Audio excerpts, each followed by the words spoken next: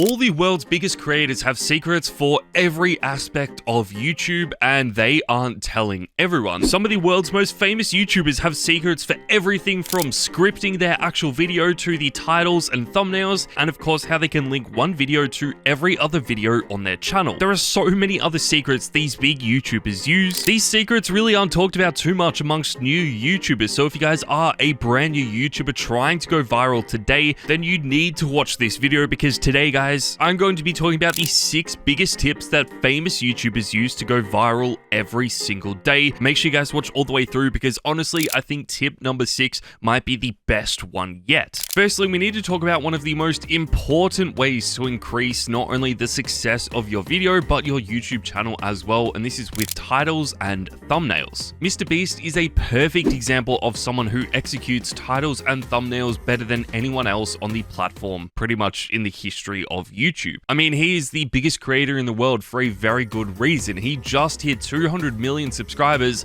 and this wasn't an accident. Titles and thumbnails are a key reason to his success though. With our first example, he's spending 50 hours surviving in Antarctica, and you can see this from the title. The thumbnail only exaggerates this point, making Antarctica look like an extremely dangerous place, and just showing how insane this video concept actually is. Both the thumbnail and the title are so perfectly linked, but it's not like it's conveying the exact same message. Different elements of the thumbnail only exaggerate the amount of time spent in this location as well. You can see that with the day number 2 in the top corner, and of course the frozen features on MrBeast himself, showing actually how cold this area actually is. On our second example of one of his most recent videos in the 1 vs $100 million house, he's exaggerating how amazing the $100 million house would actually be. Now obviously this house isn't real, because I don't think there is a fully gold house in the world, but this is exaggerating the luxurious lifestyle of a $100 million house.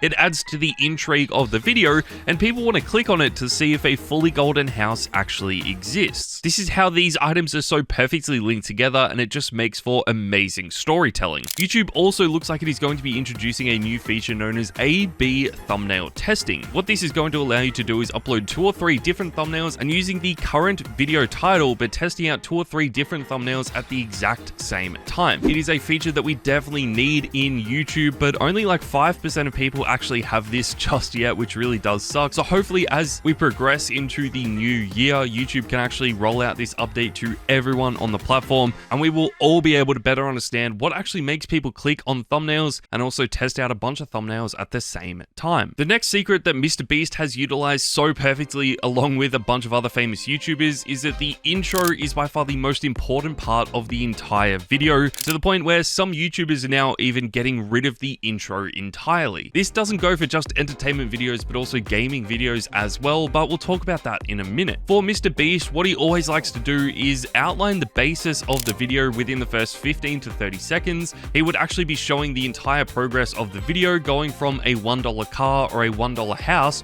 all the way up to the most expensive house and expensive car in the world, and showing the transition in the first part of the video. This basically not only intrigued the viewer because it was so fast paced, but it still conveyed the story of the entire video, and this allowed the viewer to understand what the actual video was about. This also really helped him with his viewer retention, because if people were excited by the first 15 seconds of the video, then obviously they're going to stay to watch the entire thing, because the intro is just a shortened version of the actual long form content. He could then repurpose those videos into shorts, TikToks, Instagram Reels, or Facebook stories, or whatever Facebook is doing now, but we can talk about that in a different video. But all I want you guys to understand is that the intros of a video are pretty much make or break. When you've done all the effort to get a viewer to watch your video from the thumbnails and titles phase to clicking on it and watching the first 10 to 15 seconds of your video, that is make or break, and you need to make sure that you have done it perfectly. The same actually goes for gaming, and I always thought that you had to include an intro when you are doing a gaming channel video, but there are some big YouTubers like Vanos and Wildcat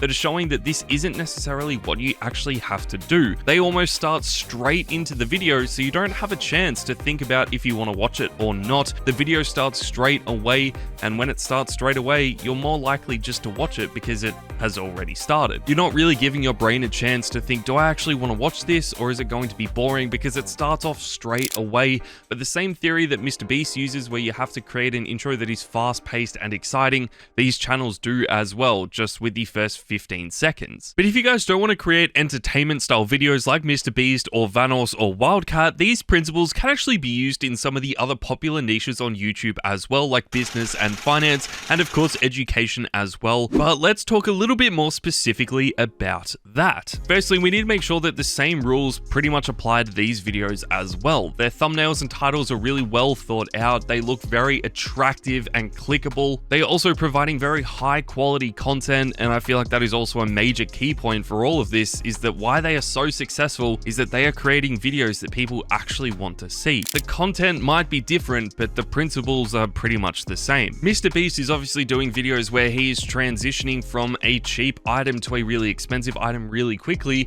and even though Ali Abdaal might be providing information on how to be a better studier, how to invest money better, and how to finance your own business or things like that, he's still providing high quality content that people want to watch, and he's just making sure that he hooks them in within the first 30 seconds. Iman Gadzhi is the exact same. He's providing information on maybe how to become a better version of yourself, and making sure that the intros of his videos are so important and so crucial, because he knows that is what is going to keep people interested throughout the entire video. What we have also seen from creators like Mr. Who's the Boss and Ali Abdaal is how perfectly they are utilizing short form content and other platforms to grow their YouTube channels, and of course their other products that they are eventually selling as well. Ali Abdaal has gone down the path of creating different content for short form and long form, and even though these two are quite similar to what his overall niche actually is, the short form content that he uploads isn't necessarily directly linked to a long form video, which also allows him to reach a broader audience